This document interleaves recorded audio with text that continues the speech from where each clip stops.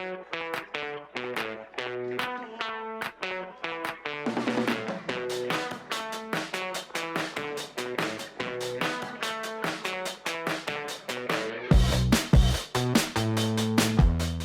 back and happy Tuesday. We are coming to you again from Phoenix, Arizona, and we have the incredible Madi McGinnis.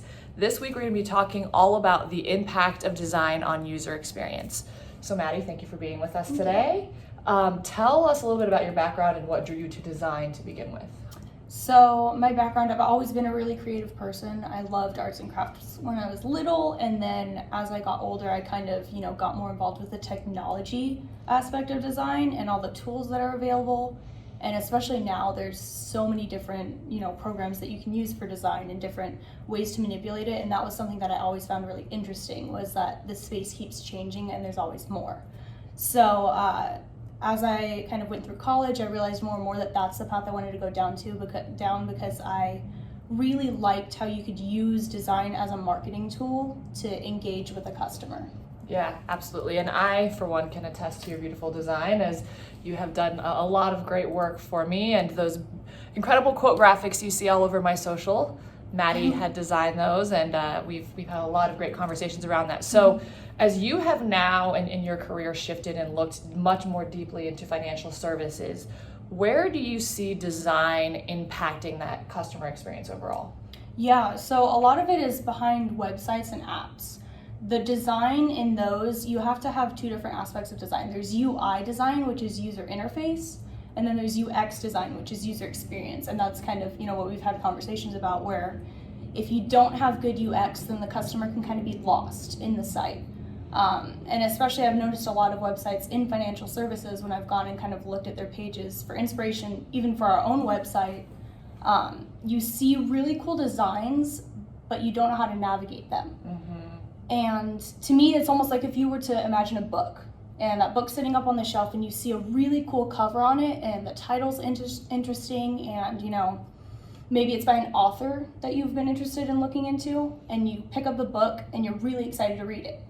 So the cover is what draws you in, but then what would happen if you were to open that book and see that every chapter is completely out of order?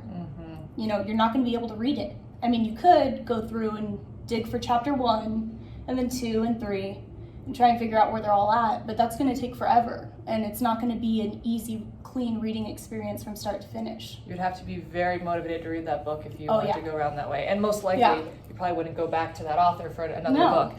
And that's the thing that we're seeing. As you see the influx of fintech coming into the market, and users and consumers both on the individual and on the small business side kind of moving towards fintech over the traditional players, it's primarily because of that seamless, beautiful experience where it's not only simple, it's gorgeous, but you get to what you need very quickly, and you're not lost in this it's more of a natural flow. You just go from step by step.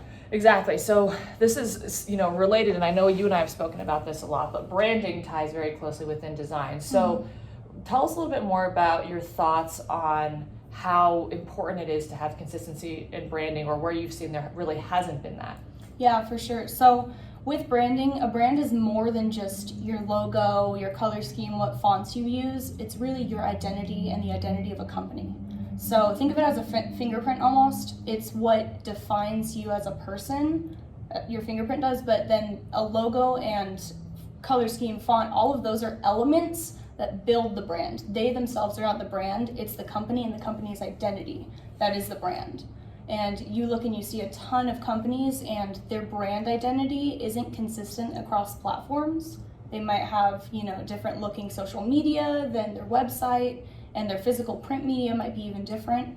And when there's that disconnect between all of those elements, it's really hard to see it as one big cohesive brand. You see it as a bunch of separate pieces. So, yeah. Yeah, and I've seen that, so you're absolutely right. And we talked about this a little bit before too, but you even see that in the messaging. So maybe you have a certain group running this part of your social versus this part of your website, where on your website you come off as maybe more traditional and very kind of clean cut, but on your social you have much more personality, and maybe you even have a more sarcastic nature. And so all of that kind of reflects who you are. That makes a lot of sense. So last question, if you had a few quick tips and tricks for people who are rethinking about their branding. I know as a tech entrepreneur back in the day, and I've spent a lot of time with other entrepreneurs, and it's certainly not only applicable to them, and we're talking across industry and across sectors, but you can get really caught up in the brand from the part that you would traditionally think the logos and the taglines and all of that, and spend a lot of money. So where's a good place to start? What are a few quick tips and tricks? Well, I would say that first, when you're thinking about your brand, think about the ethos of your company and try and visualize that in your head. If you have, a company that wants to focus on quality and customer service, think about how you want to communicate that visually. Don't think so much about, okay, I know I want these colors, I know I want this shape, I know I want this font. Because if you do that first, if you decide the elements first, you're really going to limit yourself to what you can do with your brand. You want to build backwards from the ethos and what the company is about in order to create the branding physical elements. Perfect. Madi, thank you so much. As always, to see more and hear more about Madi's background, click on the link below, and until next week.